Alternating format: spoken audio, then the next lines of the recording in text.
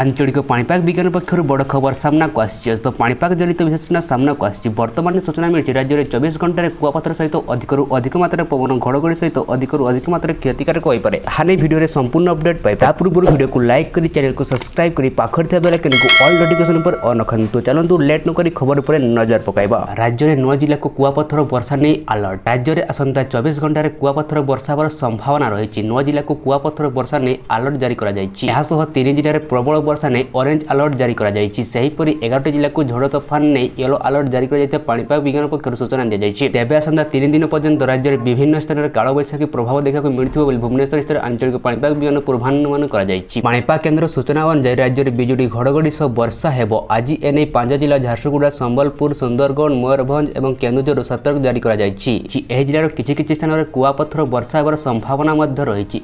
50-60 kilometre बेगर पवन बहबार संभावना रही खबर मिली। पाणीपाग जनित विशेष आम सहित एपरि भाव में जोड़े रुहतु। नमस्कार, जय जगन्नाथ।